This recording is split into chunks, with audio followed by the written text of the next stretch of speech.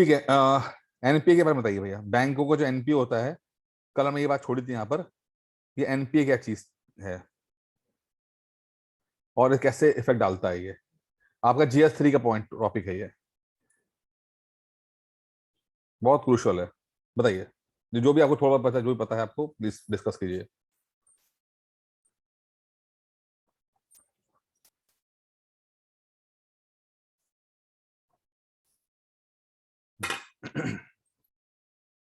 बोलिए।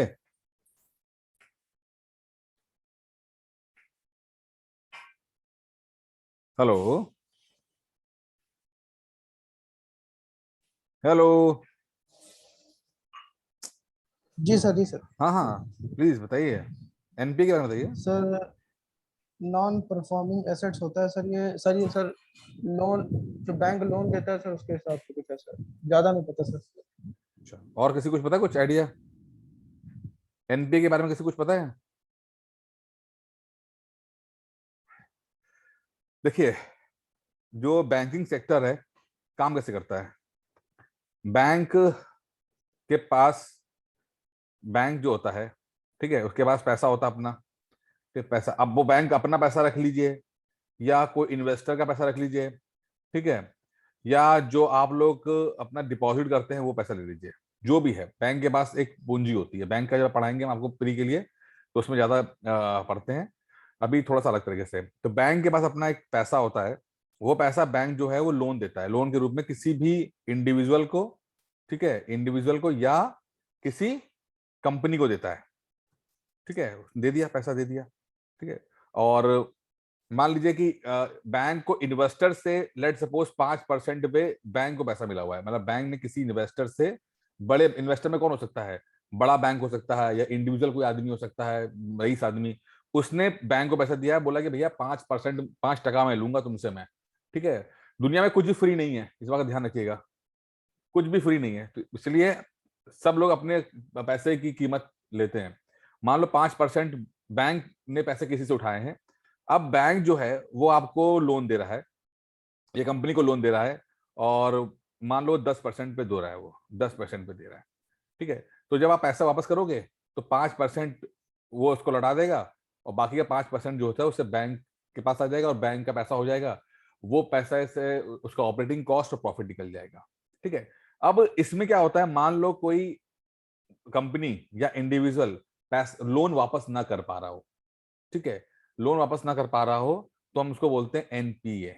एनपीए यानी 3 महीने के लगातार अगर वो किस्त नहीं जा रही है, तो वो हो जाएगा नॉन परफॉर्मिंग एसेट।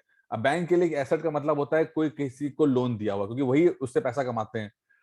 जैसे मान लो आपने 1 लाख रुपए लोन लिया, तो अब जब तक आप एक का एक 20, 125 नहीं करेंगे, है ना, तो वो 25 लाख, 25,000 रुपए जो होंगे, वो एसेट्स के रूप में होते हैं, वो वाला, ठीक है, प्रॉफिट के रूप में होता है। बाकी 1 लाख तो एसेट्स होते हैं। तो वो एसेट्स जो कि वापस नहीं आ रहे हैं, परफॉर्म नहीं कर रहे हैं, उन्हें एनपीए कहा जाता है। अब हुआ क्या कि बैंकों ने, बैंक बड़े, दो चीजें हो जाती हैं यहाँ पर। एक तो बैंक कुछ जरूरत से ज्यादा स्मार्ट हो जाते हैं, ठीक है, कि भाई ये काम करते हैं, ये कौन भी चुटर पुटर करके ये 1 लाख 2 लाख वाले आदमी ढूंढे, सीधे बड़े बड़े कॉर्पोरेट दिखते हैं, कॉर्पोरेट ढूंढते हैं और उन्हीं को पैसा पकड़ा देते हैं, जिनको मतलब 100 करोड़, 50 करोड़, 80 करोड़ रुपए चाहिए, उनको दे देते हैं, क्योंकि वो लोग अमीर हैं, वो लोग वापस भी कर सकते हैं। ये बैंकों को लगता है कि जो बंदा 50 करोड़ रुपए ले रहा है वो बहुत अमीर है, वो दे देगा। ठीक है, और कहाँ तक हम ये 1 1 लाख, 50 50 हजार वाले, 1 1 2 2 लाख वाले लोगों को ढूंढते रहेंगे इसके अंदर, वो समय भी ज्यादा लेगा, ऑपरेटिंग कॉस्ट भी बहुत ज्यादा होगी, इसमें दिक्कत है। एक तो ये, दूसरा कि नेक्सेस हो जाता है। नेक्सेस का मतलब क्या होता है, नेक्सेस का मतलब क्या होता है, नेक्सेस का मतलब क्या होता है, इंग्लिश में शब्द है नेक्सेस। नेक्सेस सर बिटवीन, शायद, हाँ, बोलिए बोलिए। सर जाल को बोलते हैं क्या sir? Nexus between politician, corporates, bank, ठीक है, ये इनके बीच में गठजोड़ में जाता है। एक ऐसा गठजोड़, एक ऐसी टीम जो कि नेगेटिव टर्म्स में बोलते हैं हम लोग, नेक्सेस, गुटबाजी, गुट, नेताओं का, कंपनी वालों का और बैंक का एक नेक्सेस बन जाता है। ठीक है, गठजोड़ टीम बन जाती है। बैंक वाले कहते हैं कि कॉर्पोरेट से कहते हैं देखो हम तुम्हें पैसा दे देंगे, कॉर्पोरेट वाले कहते हैं बैंक से क्या हमें पैसा तुम दे दो, हम भले हमारी कंपनी फ्लॉप हो गई है लेकिन तुम हमें पैसा दे दो। और द पॉलिटिशियन जो होता है वो इनको लीगल फ्रेमवर्क पे हेल्प करता है। तो इसीलिए जो बैंक है वो बहुत सारा पैसा जो है वो ऐसी कंपनीज को बिना ज्यादा देखभाल किए, बिना छाटबीन किए देते हैं जो ऑलरेडी बहुत डूब रही होती है। अब फर्ज कीजिए बैंक से कभी आप लोन लेने जाओ, 1 लाख रुपए का लोन लेने के लिए भी ना आपको ना छींके आ जाएंगी आपको, ठीक है ना। इतने मतलब देखते हैं कि कुंडली में शादी के समय भी आप लड़की और लड़के की कुंडली में आप इतने ध्यान से नहीं देखते जितना बैंक वाले आपका 1 लाख रुपए का लोन देने में आपको वो देख लेते हैं। क्या करते हो, कैसे करते हो, क्या करोगे, कहाँ से लौटाओगे, 1 लाख रुपए देने। कभी आप गए बैंक लोन लेने के लिए, ठीक है। पूरा ऐसा लगता है कि वो 1 लाख नहीं दे रहा, वो अपनी लड़की बिया रहा है आपसे, इतना ज्यादा वो नुक्ताचीनी करते हैं।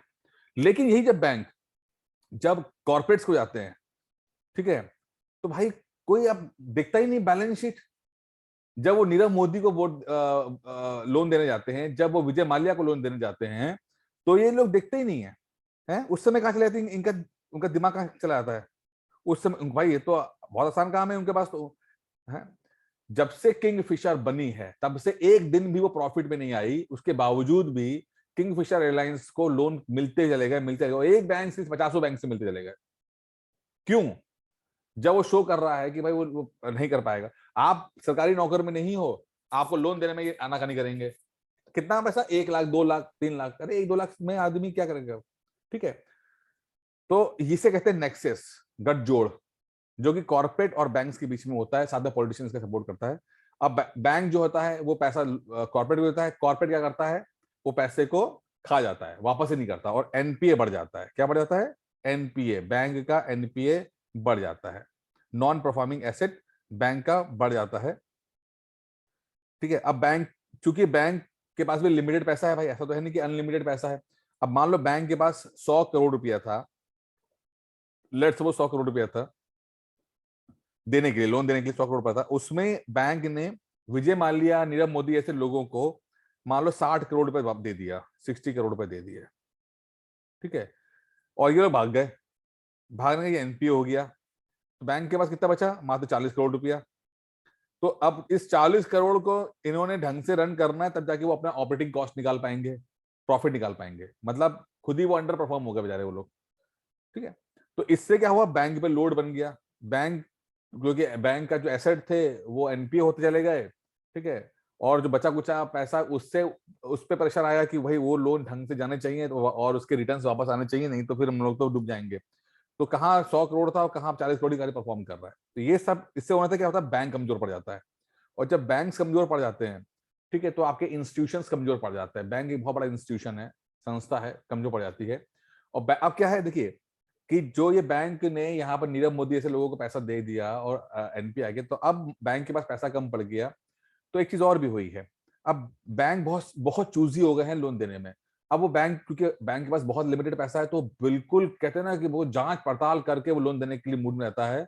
अब उसमें जांच पड़ताल में अमीर लोग जो थोड़े से होते हैं, या जिनके पेपर्स मजबूत होते हैं, या जैसे थोड़ा सा उनका सेटअप ठीक होता है, उसको तो लोन मिल जाता है। बट एक मैक्सिमम चंक ऑफ पॉपुलेशन को, जो कि पेपर वर्क में इतने मजबूत नहीं होते हैं, जो जिनकी सैलरी फिक्स नहीं होती है, जो डेली वेजेस पे काम कर रहे होते हैं, या छोटे व्यापारी जिनका व्यापार अभी शुरू हुआ है, वो उनको लोन मिलता ही नहीं है, कभी लोन नहीं मिल पाता है। क्योंकि एक तो उन्होंने बैंकों ने एनपीए कर लिया है, दूसरा उसके बाद जो बड़े व्यापारी थे उनको दे दिया है, छोटे के लिए कुछ बचता ही नहीं है।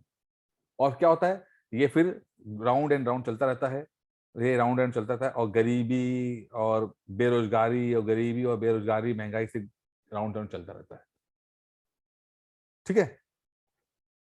क्लियर हो गया जी एनपीए, ठीक है। तो एक चीज और भी है कि ज्यादा जो डिफॉल्टर होते हैं, वो आम आदमी डिफॉल्टर कम होता है। आम आदमी, जो गरीब आदमी होता है, डिफॉल्टर कम होता है, क्योंकि ले देकर सिर्फ उसके पास बैंक का ही तो एक रास्ता है जहां से उसको पैसा मिल सकता है, लोन। उसको लगता है कि बैंक रहेगा तो मेरी बिटिया की शादी में मैं लोन ले लूंगा, मैं या मकान के लिए लोन ले लूंगा, तो वो बेचारा वो कभी भी डिफॉल्टर नहीं होता है। बहुत कम मैंने देखा है कि जो आदमी छोटे लोन लेते हैं वो डिफॉल्टर बनते हैं। बट जितने बड़े लोग होते हैं, जितने बड़े लोग होते हैं, उसमें मैक्सिमम लोग जो लोन लेते हैं वो लोग डिफॉल्टर होते हैं जानबूझ के। मुझे याद है एक बंदा था, उसने बैंक से 10 करोड़ रुपए लिए, ठीक है। 10 करोड़ रुपए लेने के बाद उसने अपने घर के सामने 2-3 बड़े बड़े बॉक्सर और बॉडीगार्ड लगा दिए। अब बैंक के कर्मचारी पहुंचे, उनके पास आए, तो वो बेचारे वो जो बॉक्सर से निकल के बाहर आ जाए, बोले हाँ भाई बता दो, साहब तो नहीं मिलेंगे, हम बताओ, हमसे बताओ। और बेचारा वो बैंक वाले अपनी जान बचा के कभी उसको बताते नहीं है। तो उसने पता लगा कि उसने कम से कुछ करोड़ों के लोन लिए थे, कुछ लाख रुपए उसने पहुंचा दिए पुलिस में, और उसके बाद उसने ऐश मारना शुरू कर दी। तो ये सब भी होता है ना। अच्छा, अगर एग्रीकल्चर के शेयर में, यानी कि जो लोग काम करते हैं, अगर इसमें बढ़ोतरी हो जाए, कि खेतों में काम करने हैं, प्राइमरी सेक्टर की बात करते हैं, वो उसमें बढ़ोतरी हो जाए, तो इसका क्या असर इकोनॉमी में पड़ेगा? हम किस तरह की इकोनॉमी होगी ये बताइए।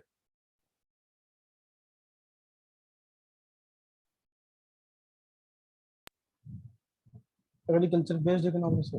हाँ, एग्रीकल्चर बेस्ड है।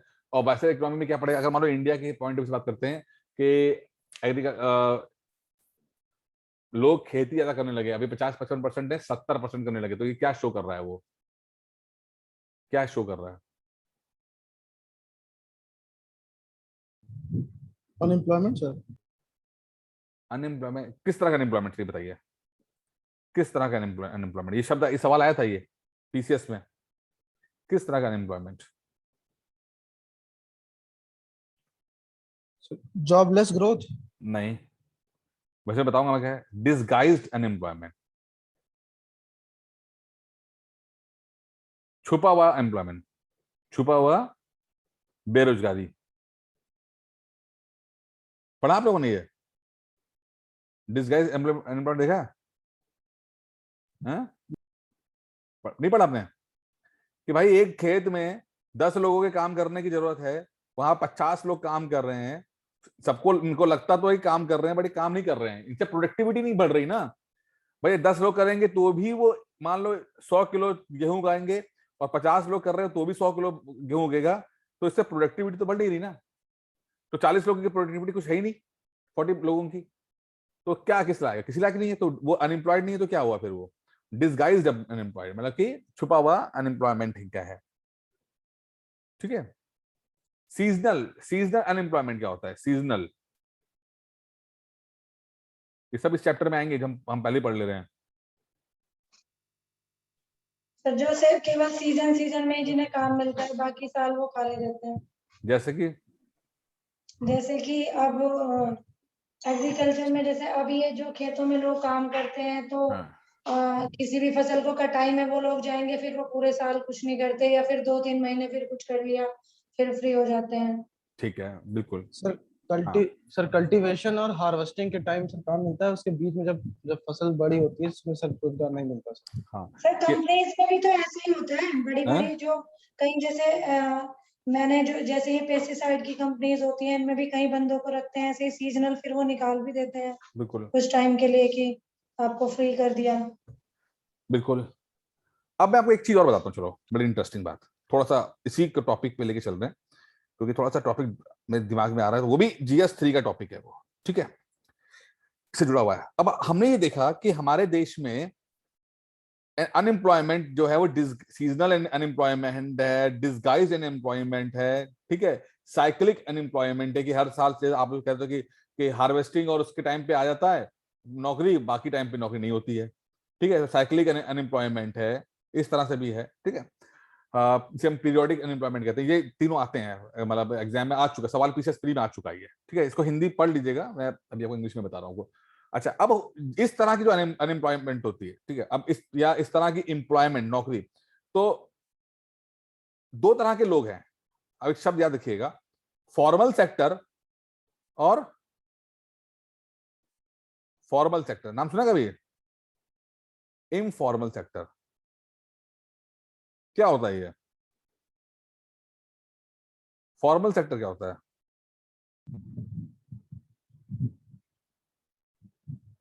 क्या सर होता ऑफिस बैंक। है? हाँ, क्या इसमें क्या खासियत है? क्या है, मतलब अगर मैं बोलूँ कि फॉर्मल सेक्टर है तो क्या खासियत है इसके अंदर? सर प्राइमरी, सेकेंडरी और टर्शरी सेक्टर। सर जी फॉर्मल सेक्टर वो होता है जो ऑर्गेनाइज सेक्टर होते हैं, जैसे कंपनीज हो गई, ऑफिसेज हो गए, जहाँ पे काम करते लोग। और अनऑर्गेनाइज्ड होता है इनफॉर्मल, जैसे फ्लिया मार्केट होती है, जैसे रेडी पे ठेले पे लोग बेचते हैं, उसको कहते हैं अनऑर्गेनाइज्ड। और ठीक है जो अपने शब्द ठीक है ठीक है। अब ऐसा अब सिर्फ सब बोलेगा कि इनफॉर्मल सेक्टर, ये आपकी सब, ये सब शब्द ना आपको GS3 में आंसर्स में लाखों बार इस्तेमाल करने पड़ेंगे, आपको देख लीजिएगा। ठीक है, फॉर्मल सेक्टर जैसे कि ऑर्गेनाइज सेक्टर, ठीक है, ऑर्गेनाइज सेक्टर जो शब्द अच्छा है ऑर्गेनाइज्ड, कि भैया ऐसा सेक्टर है जो कि बड़ा ऑर्गेनाइज्ड है। यहाँ की खासियत क्या होती है, यहाँ पे सैलरी मिलती है। क्या मिलती है? सैलरी मिलती है, नौकरी मिलती है, तो तनख्वाह मिलती है। 30 दिन काम करोगे, एक दिन तनख्वाह मिलेगी आपको, फिक्स है, पता है हमें हमें महीने के अंत में आपको तनख्वाह मिल जाएगी 25,000, 50,000, 10,000 रुपए, तो ठीक है। लेकिन इनफॉर्मल सेक्टर में क्या होता है, अनऑर्गेनाइज, या इनफॉर्मल सेक्टर कह लीजिए या अनऑर्गेनाइज सेक्टर कह लीजिए। ठीक है, ये क्या होता है, अमूमन खेती, वो लैंडलेस लेबर होते हैं, लैंडलेस लेबर हो गए, या आपके हो गए किसी ऐसी छोटे मोटे दुकान में काम कर रहे हैं, या कोई मतलब पंचर बना रहे हैं, चाय बेच रहे हैं। ठीक है, यहाँ पर रिक्शे वाले भी होते रिक्शे वाले, यहाँ पे सैलरी नहीं है, यहाँ पे हैं, क्या है, लेबर हो गए, यहाँ पे क्या है, वेजेस, वेजेस हैं, वेजेस है। या ठीक है, आप अपना माइक बंद करिए, माइक बंद करिए, माइक बंद करिए आपका, तो अच्छा, यहाँ पे सैलरी है, यहाँ वेजेस हैं। ठीक है, यहाँ पर तनख्वाह है, यहाँ पर दिहाड़ी है, ये फर्क है, तनख्वाह और दिहाड़ी। तो बेहतर क्या है, तनख्वाह बेहतर है कि दिहाड़ी बेहतर है?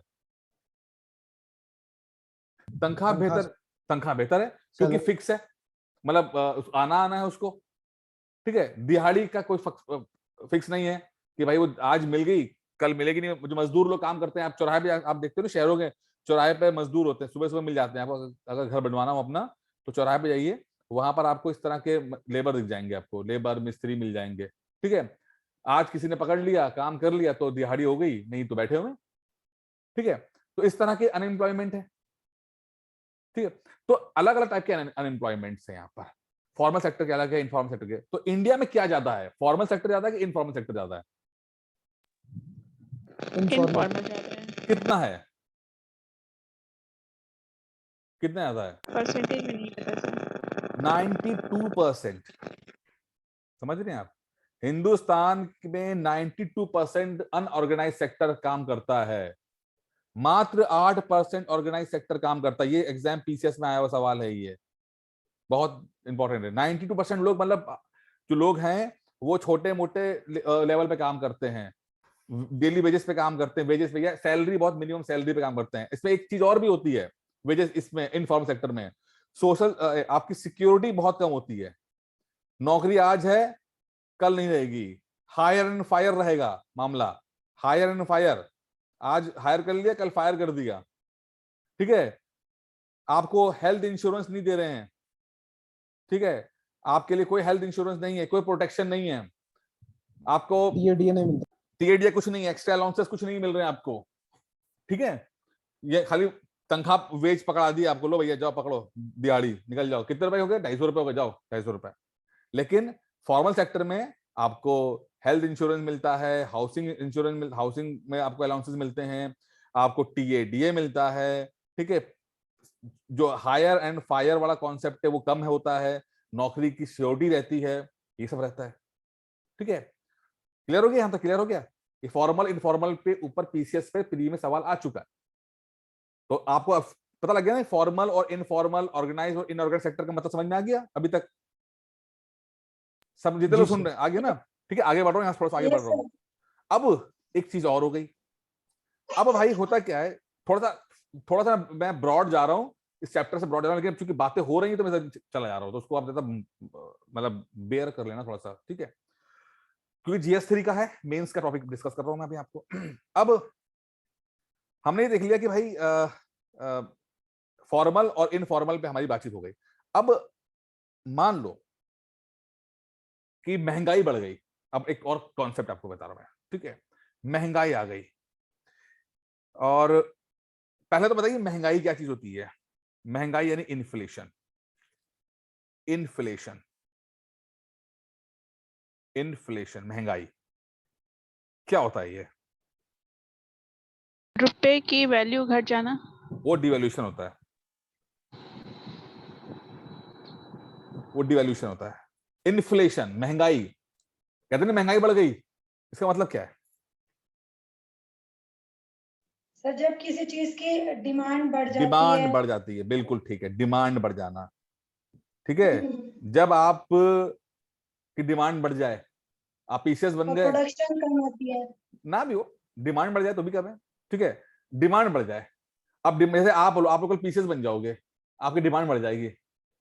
ठीक है, रिश्तेदारों में डिमांड बढ़ जाएगी, तो आप महंगे हो जाओगे, आपके समय की कदर हो जाएगी, आप जहां जाओगे तो वहां पर बड़े हाथों हाथ लिए जाओगे। इसलिए तो पढ़ाई कर रहे हो ना, किस लिए पढ़ रहे हो? पैसा तो है ही है मोटिवेशन फैक्टर, लेकिन इज्जत भी तो मोटिवेशन फैक्टर है। जहां जाओ कुर्सी मिल जाएगी आपको, अभी तो कुर्सी भी नहीं मिलती होगी, ध्यान भी कोई नहीं देता होगा। ठीक है, तो महंगाई क्या चीज होती है? देखिए, महंगाई महंगाई क्या है कि कोई चीज बल्कि जैसे आपने कहा डिमांड बढ़ जाती है, अब डिमांड है वो बढ़ गई, मान लो कि 5% से बढ़ गई, 2% से बढ़ गई। अब ये डिमांड भी क्यों बढ़ती है? क्योंकि वो चीज ज्यादा आ गई है, सीजन कभी आ जाता है तो उसकी डिमांड बढ़ जाती है। ठीक है, अल्टीमेटली डिमांड ठीक होती है, डिमांड होती है, लेकिन सर डिमांड पॉपुलेशन पे भी डिपेंड करेगी अगर अगर कि पॉपुलेशन पसंद करती है तो पॉपुलेशन को चाहिए, तो डिमांड मतलब है कि पब्लिक को चाहिए। नहीं। नहीं सर, चाहिए, जैसे पॉपुलेशन बढ़ती जा रही है तो डिमांड बढ़ती जा रही है उस चीज की, बिल्कुल है, तो मतलब उस हिसाब से। बिल्कुल है। आप एक अपना मैंने माइक बंद किया भाई, आपका फल फ्रूट्स महंगे आते हैं कि नहीं मिलते हैं? फल फ्रूट्स महंगे हुए कि नहीं हुए, बताइए। अगर देखा जाए तो एप्पल, मैं एग्जांपल एप्पल का लेता हूं, और यहीं से थोड़ा थोड़ा सा डिवैल्यू अपने आप को थोड़ा और फैल रहे हैं हम लोग, लेकिन चलो डिस्कस कर लेते हैं। एप्पल जो है वो अगर मैं 80s की बात करता हूं और अगर आज की बात करते हैं तो एप्पल उस रेशो में ज्यादा महंगे हुए हैं। या दूध, मिल्क, मिल्क बहुत महंगा हुआ है। क्यों? क्योंकि आज से 30-40 साल पहले हिंदुस्तान में लोग ज्यादा गरीब थे, गरीब तो जो थोड़े बहुत अफोर्ड कर सकते थे वही अपने बच्चों को दूध पिलाते थे। ठीक है, लेकिन जैसे जैसे गरीबी खत्म हुई लोगों के अंदर, थोड़े से लोग परचेसिंग पावर बढ़ी, तो उन्होंने मिल्क पिलाना शुरू किया अपने बच्चों को, जो पहले नहीं पिलाते थे अब पिला पा रहे हैं। वो क्या करते थे, अब क्या कर रहे हैं? मिल्क तो उतना ही है ना जितना निकल रहा है, लेकिन लोग बढ़ गए। पहले मान लो 1000 लोग दूध पिला पाते थे अपने बच्चों को, अब 10,000 लोग हो गए, क्योंकि गरीबी से बाहर निकल के आ गए वो लोग। अब इन 10,000 लोगों को बोला कि हमें भी चाहिए, पैसा हमारे पास भी है भाई, तो हमें मिल्क चाहिए। अब मिल्क कितना है? मिल्क उतना ही था, तो मिल्क क्या होगा? महंगा होगा, सस्ता हो जाएगा। इसकी डिमांड बढ़ गई है तो मिल्क महंगा होगा, सस्ता हो जाएगा, महंगा हो जाएगा। महंगा हो जाएगा। तो ये हो गया आपका महंगा हो गया, ये इन्फ्लेशन हो गया, इन्फ्लेट कर गया, इसके प्राइस जो है इन्फ्लेट बढ़ गए। इन्फ्लेशन से इंग्लिश में इन्फ्लेशन कहते हैं, हिंदी में। तो महंगाई सही है या गलत है?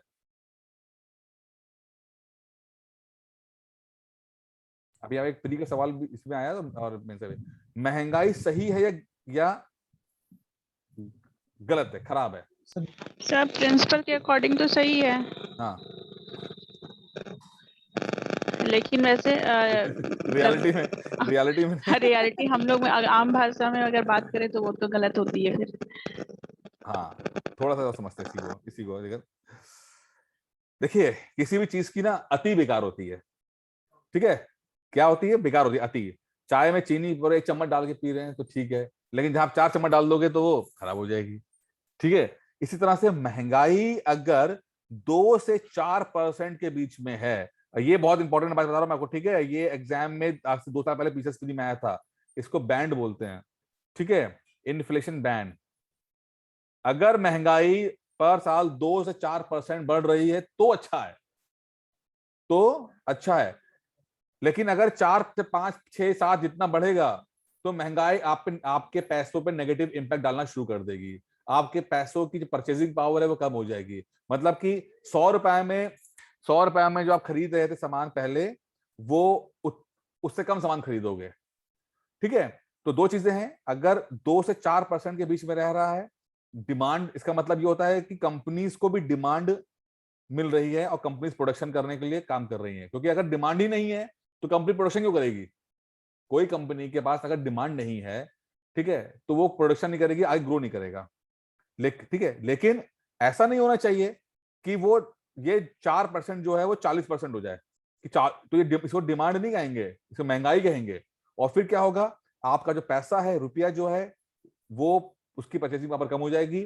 फिर पता लग रहा है कि आपकी जो सैलरी अभी इस समय जो मान लो 50,000 रुपए सैलरी है, उससे जितना सामान आप खरीदते हो उससे कम सामान आप खरीद पाओगे आप।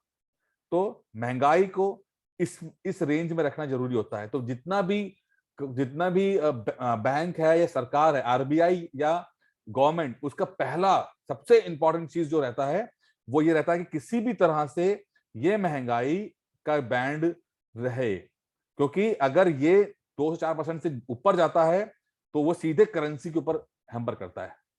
ठीक है, उससे आपके पैसे की वैल्यू कम हो जाती है। पैसे की वैल्यू कम होने का मतलब, एक और आपको कॉन्सेप्ट देता हूं मैं आपको, जो अभी एग्जाम में आया हुआ था। आपके महंगाई बढ़ गई, 4 से हो गई 40,000% हो गई, लेट सपोज, इतना बढ़ गई, हाइपर इन्फ्लेशन हो गया। क्या बोलते हैं? Hyper inflation. एग्जाम्पल दे सकते कोई?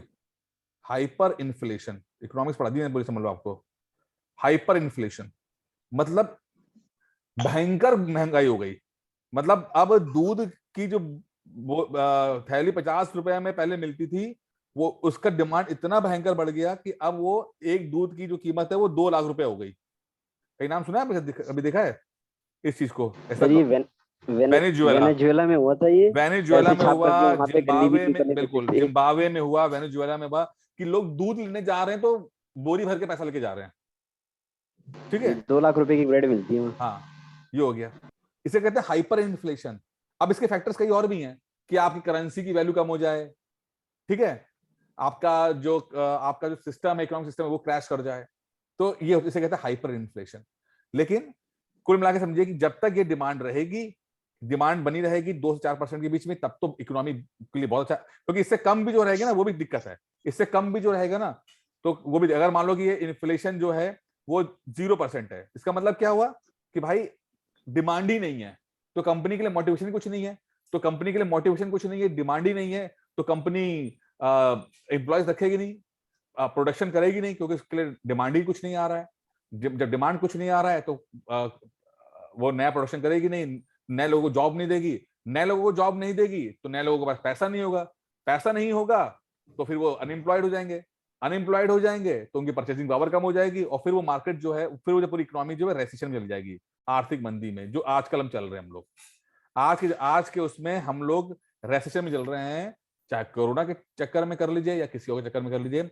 आज के लोगों के पास परचेसिंग पावर नहीं है, पैसा नहीं है, या तो अनएम्प्लॉयमेंट के चक्कर में नहीं, क्योंकि हम ऑलरेडी प्री कोरोना टाइम पे 45 इयर्स के सबसे ज्यादा अनएम्प्लॉयमेंट में हम चल रहे थे ना, सरकारी डाटा है ये। 45 इयर्स में रिकॉर्ड तोड़ अनएम्प्लॉयमेंट है, यानी कि पिछले 45 साल के अंदर इतना ज्यादा बेरोजगारी नहीं हुई है। अब बेरोजगारी का मतलब क्या है कि आप इकोनॉमिक सिस्टम में इन्वॉल्व ही नहीं हुए हो, आप इकोनॉमी में कुछ कंट्रीब्यूशन ही नहीं है आपका, नहीं, जब कुछ पैसा ही नहीं कमा रहे हो तो क्या फायदा, बस खाली इंसान हो, खाली जी रहे हो, लेकिन इकोनॉमिक एक्टिविटी कुछ कर नहीं पा रहे हो। ठीक है, तो एक तो ये हो गया। ठीक है, उधर क्या पैसा ना होने के कारण से आपने कुछ डिमांड नहीं की। अगर पैसा होता तो आप खाना खाते, जीन्स पहनते, पिक्चर देखते, डिमांड क्रिएट करते। लेकिन चूंकि अब लोगों के पास पैसा नहीं है तो डिमांड क्रिएट नहीं कर पा रहे हैं, डिमांड क्रिएट नहीं कर पा रहे हैं, तो जो कंपनीज अपना माल लेके बैठी हैं उनको वो बेच नहीं पा रही हैं। अब वो नहीं बेच पा रही हैं तो उनका सामान डंप पड़ा हुआ है, सामान डंप पड़ा हुआ है तो अपने एम्प्लॉयज को भी हटा रही हैं। अपने एम्प्लॉयज को हटाने से क्या हो रहा है कि वो लोग भी अनएम्प्लॉयड हो जा रहे हैं। तो ये पूरा एक सर्कल बनता जा रहा है। ये इसे कहते हैं आर्थिक मंदी, रेसेशन आ जाना, रेसेशन आ जाना, आर्थिक मंदी आ जाना। इसमें एक सब चक्कर काट रहे इसके अंदर।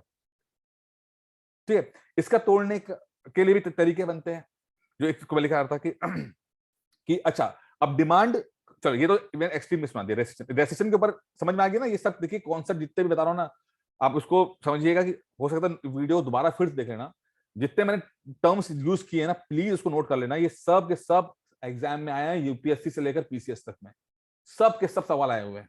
ठीक है, प्लीज इसको दोबारा लिख के समझने की कोशिश कीजिएगा और डिस्कस करने का, क्योंकि मैक्सिमम चीज मैंने इकोनॉमिक्स की इसमें डिस्कस कर ली है। ठीक है, अच्छा अब डिमांड को जैसे मान लो कि 4% पे है इन्फ्लेशन, वो मान लो बढ़ के 10% हो गया।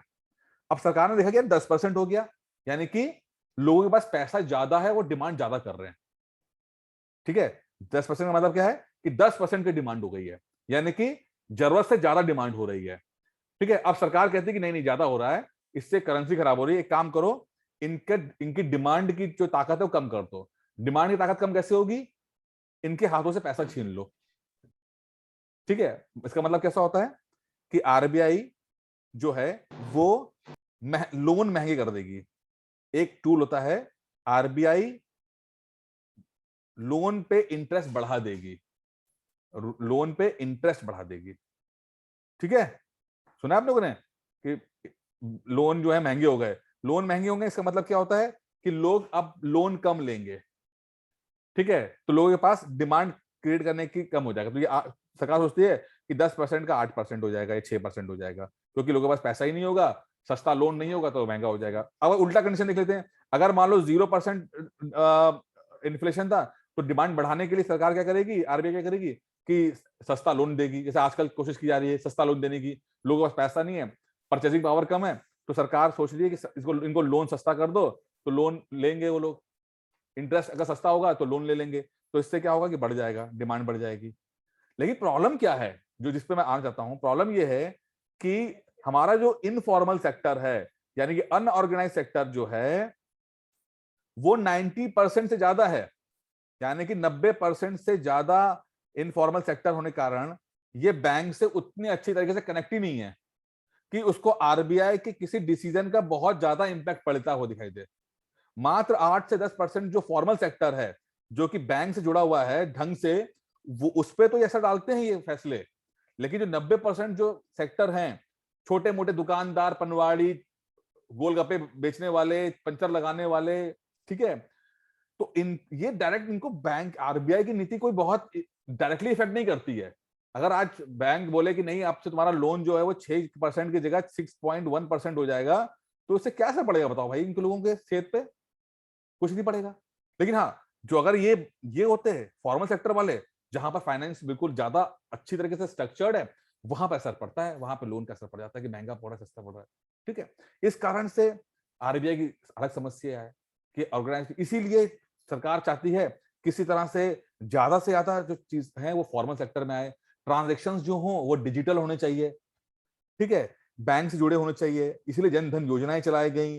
अब वो डिजिटल पेमेंट जो है डिजिटल करने आ रहे हैं कि लोगों के ज्यादा रहे, कनेक्टेड रहे, बैंक सर्विसेज वो लें, जिससे कि ज्यादा वो बेहतर तरीके से उनको ऑपरेट या मैनेज किया जा सके। आप देख रहे हो हर चीज कितनी ज्यादा कनेक्टेड है, कितनी ज्यादा कनेक्टेड आपस में है, और ये सब बताना जरूरी है, तभी आप थोड़ा सा पिक्चर क्लियर हो पाएगी कि कभी आंसर लिखना पड़े तो लिख पाओ आप लोग अपने आंसर्स को। ठीक है, ये सब के सब मैं जितना मैंने बोल रहा हूँ, जब GS3 में पढ़ाया जाता है इकोनॉमिक्स के अंदर, आपको ये मेन से आपका कल से शुरू किया था एग्रीकल्चर, और पहली लाइन में अटके हुए हैं, पहले शब्द पे, इससे शब्द से आगे नहीं पहुंच पाए हैं। लेकिन क्या करें, ये इतना ज्यादा इंपॉर्टेंट शब्द है, तो इससे जुड़े हुए बहुत सारे सवाल आते हैं, चाहे प्री की हो, चाहे मेंस की हो, चाहे एग्रीकल्चर के सवाल हो, चाहे इकोनॉमिक्स के सवाल हो। अभी तो नीचे में पहुंचा ही नहीं इसके सेक्टर के। क्लियर हुआ आप लोगों को थोड़ा सा? Hyper inflation, jobless growth, stagflation, एक शब्द था, ये शब्द आया था 2 साल पहले, 2018 में पीसीएस प्री में आया, स्टैगफ्लेशन। स्टैगफ्लेशन, ठीक है, जॉब्स नहीं है, ग्रोथ, महंगाई बढ़ गई, मतलब इसमें क्या होता है, वेरी हाई ग्रोथ और वेरी हाई इन्फ्लेशन, मतलब कि ग्रोथ भी बहुत बढ़ रही है, हम 8% 10% से ग्रोथ कर रहे हैं, लेकिन महंगाई भी उस हिसाब से बढ़ रही है भयंकर तरीके से। अजीब सिचुएशन आ गई है, इसे कहते हैं स्टैगफ्लेशन। नोट दे दूंगा मैं आपको मैच कि 10% की ग्रोथ रेट है हम लोगों की, लेकिन 15% की महंगाई दर से बढ़ रहे हैं हम लोग। अजीब सिचुएशन हो गई है। जॉब्स तो है ही नहीं, जॉब्स इसलिए नहीं है क्योंकि हमने ब्लू कॉलर जॉब पे ध्यान ना देके व्हाइट कॉलर जॉब पे पहुंच गया। व्हाइट कॉलर के लिए सिर्फ कुछ ही लोग चाहिए होते हैं, और कुछ ही लोग हैं भी जिनको फायदा हो रहा है। ये सिचुएशन है इसके अंदर। तो ये टर्म्स जो हैं टीसीएस में ज्यादा इकोनॉमिक्स नहीं आती है, जितनी मैंने बताया आपको, मोर और लेस इतनी आती है। साथ में थोड़ा सा ना आपको GDP, GNP, per capita income, ये थोड़ा सा एक्स्ट्रा आ जाता है बस। ठीक है, बाकी मैंने आपको बहुत टेक्निकल चीजें बताई हुई हैं, लेकिन हाँ ये सब आपका मेंस में है, क्योंकि मेंस में वो सवाल पूछेगा और इस चीज की तिगड़मबाजी को बारे में आपको पता होना चाहिए, तभी वो तिगड़मबाजी आप लिख पाओगे अच्छी तरीके से, आपस में इंटरकनेक्ट करके चीजें लिख पाओगे आप। बाकी ये 2 मिनट का समय है, आप मुझे बताओ कि आपको कुछ समस्या आ रही है। कॉन्सेप्ट समझ में आया कि नहीं आया, पहले बताइए। समझ में आ रहा है कि नहीं आ रहा है आपको? सर एक क्वेश्चन आ रहा है। जब सरकार को पता है कि इतना मैन्युफैक्चरिंग हमें करना, मतलब मैन्युफैक्चरिंग पे ही ज्यादा जोर देने पे हमारी जीडीपी और कंट्री की इकोनॉमी हर चीज चेंज हो सकती है, तो फिर बैंक से लोन देने में लोगों को जो सच में बिजनेस करना चाहते हैं, तो उनको क्यों उनके लिए कोई अच्छा सा ऐसा कोई क्यों नहीं प्रोसेस किया जा रहा है कि उनको लोन मिल जाए? इतना प्रॉब्लम ज्यादा क्या है ना, लोगों को क्यों दौड़ना पड़ रहा है? क्योंकि बैंक क्यों इतनी पैसा, परेशानी उठानी पड़ रही है? देखिए सरकार आपसे प्रॉमिस करती है कि हम आपको इंटरेस्ट पे सब्सिडी देंगे, ठीक है। लोन आपको देता है बैंक, लोन आपको बैंक, पैसा आपको लोन देता है बैंक देता है, ना कि सरकार देती है। सरकार से बोलती है कि आप करो, हम आपको इंटरेस्ट पे लोन देंगे, ठीक है। मतलब अगर आपने 1 लाख रुपए लिया और 50 इसका भाई 10,000 रुपए का इंटरेस्ट बना, हम वो ऑफ कर देंगे। लेकिन भाई बाकी का तो जो है वो बैंक उठाता है। बैंक ये देखता है कि यार कहीं तुम एनपीए तो नहीं हो जाओगे, भाग तो नहीं जाओगे पैसा लेकर, हैं, या पैसा वापस लौटा तो नहीं पाओगे, तो मेरा 1 लाख रुपए तो चला जाएगा। तो वो कहता है कि ना रे सरकार कुछ भी बोले, मुझे अपना पैसा सेव करना है, ठीक है। वो आपसे पेपर्स मांगता है, वो आपसे मकान के कागज मांगता है, जमीन मांगता है वो, लेकिन आपसे तो मांगता है, लेकिन विजय माल्या से नहीं मांगता है, नीरव मोदी से नहीं मांगता है। लेकिन यहाँ पर ना, सर लेकिन अगर ऐसे ही चलता रहेगा तो फिर हाँ, मैन्युफैक्चरिंग तो यही तो दिक्कत है ना, यही तो दिक्कत। लोगों की चाइना में क्या हुआ, चाइना में मैन्युफैक्चरिंग सेक्टर, इसलिए तो भाई सरकार का डायरेक्ट इन्वॉल्वमेंट है ना, सरकार का कॉन्शियस इन्वॉल्वमेंट रहा है। यहां तो कॉन्शियस इन्वॉल्वमेंट ही नहीं है। सरकार यहाँ पे नेक्सेस है, इस पे भी बात करूंगा। नेक्सेस है, जब आप, मैं आपको फार्म सब्सिडी कहते हैं, वो कहते हैं एक कॉन्सेप्ट दूंगा मैं आपको।